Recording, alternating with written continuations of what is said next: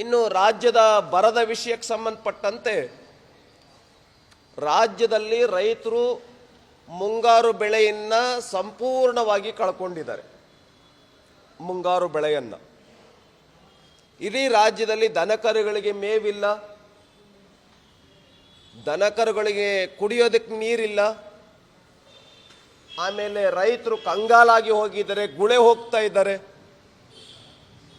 ಆದರೆ ಈ ಸರ್ಕಾರ ರೈತರ ಪರವಾಗಿ ಒಂದೂ ನಿರ್ಧಾರವನ್ನು ಮಾಡಿಲ್ಲ. ಇದುವರೆಗೆ ಒಂದು ನಿರ್ಧಾರ ಮಾಡಿಲ್ಲ.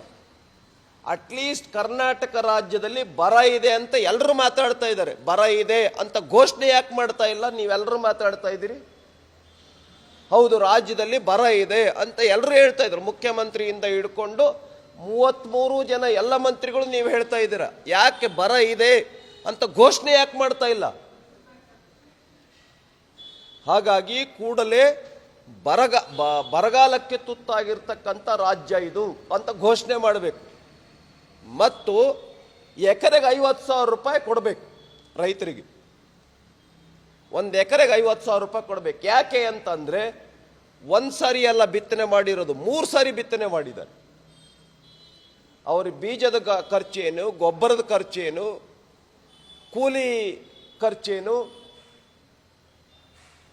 ಎತ್ತುಗಳಿಲ್ಲದೆ ಇರ್ತಕ್ಕಂಥವ್ರಿಗೆ ಟ್ರ್ಯಾಕ್ಟರ್ ಬಾಡಿಗೆ ಏನು, ಎತ್ತುಗಳು ಬಾಡಿಗೆ ಏನು, ಅವುಗಳ ಮೇವೇನು, 2.5 ತಿಂಗಳು ರೈತ ಕಂಗಾಲಾಗಿ ಹೋಗಿದ್ದಾನೆ. ಎಕರೆಗೆ 50,000 ರೂಪಾಯಿ ಕೊಡಬೇಕು ಅಂತ ಆಗ್ರಹಪಡಿಸ್ತೇವೆ.